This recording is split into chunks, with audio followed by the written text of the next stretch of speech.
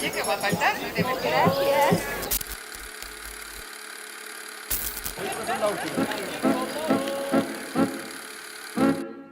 is a very difficult question, and it's very difficult to answer it in just a few minutes. But I think we have done lots of things wrong, and I think maybe I can refer two problems that I think are important. One is the victory of the neoliberalism system, and it's as Alain Badiou says, this is not, the problem is that it's not just an objective victory, it's also a subjective one. And so people are convinced that there is no other way. Well, the role of cinema, of course, it's very, very important. But I think, well, this is the question that came up since the recent election of Donald Trump. What can we do, and how can we work in this new era of post-truth? Because everything is changing, and I think we have to think about new ways of thinking how we can work with cinema. For me, there are, I think, three aspects. One, well, now I'm talking as a filmmaker. For me, it's always important to make films that does not fit in the mainstream system. I mean, to work with forms that think, and to make a film that think about reality, not just reproducing traditional models. So for me, as a filmmaker, this is very important, because when we change the models, we change the ways of the viewers to see cinema. So for me, this is one very important point. Another very important point is the question of community.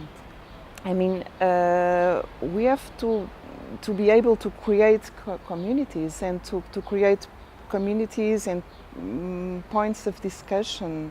I remember when I was co-director of the Festival Doc Lisboa in 2012, we were in a very difficult situation in Portugal with a right-wing government, and it was very important, this question, what can we do with cinema? So we created a new section, Cinema of Urgency, so that we can think about the films that are made by everyone. We don't know if they will be cinema, if they can be characterized as cinematic forms, but at least it's important to bring them to the theater rooms so that they cannot just seen individually in the computer and in YouTube and these kind of platforms, but to be discussed in community. So to bring them to the theatrical room so that we can create a more broadened discussion.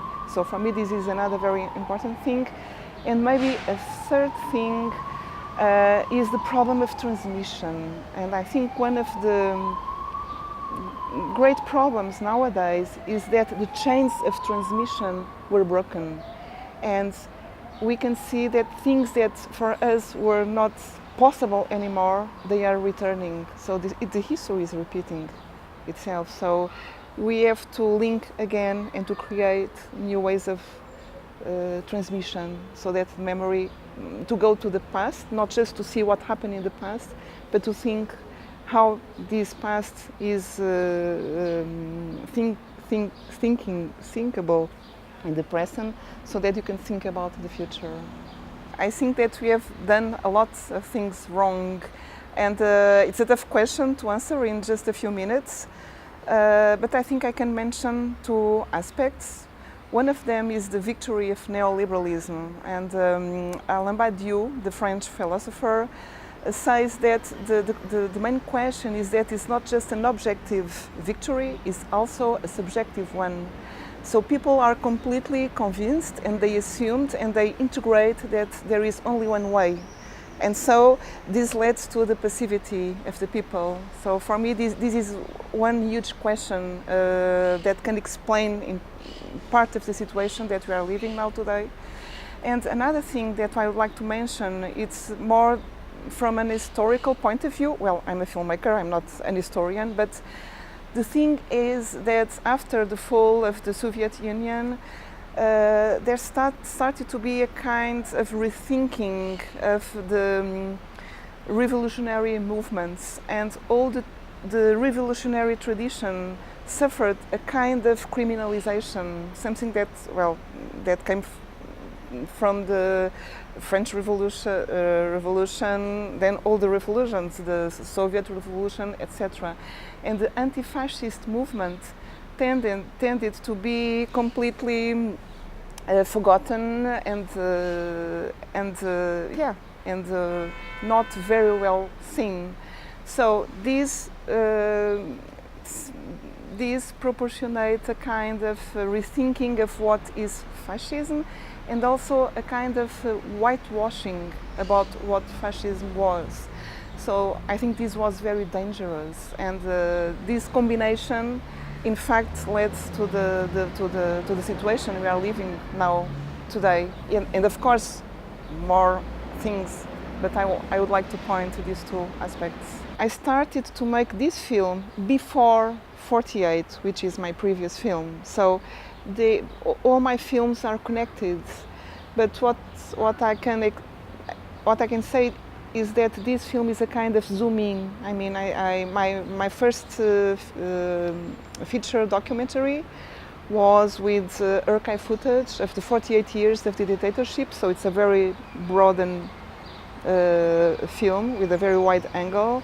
Then I focused with 48 in the political prisoners, and now I entered in just the family of one single political prisoner. So it's a kind of dive, a kind of zoom in what the action of the political police and what of an authoritarian regime is. And so this regarding the theme, the subject. Regarding the form, I always keep trying to find fair forms to treat the subjects I'm dealing with. So it's always a kind of research, and it has a kind of experiment characteristic, I think, because I never know how the film is going to be told. So it's a way, it's my way of working. So I keep trying to discover new ways of showing the same themes, but dealing with different aspects of them.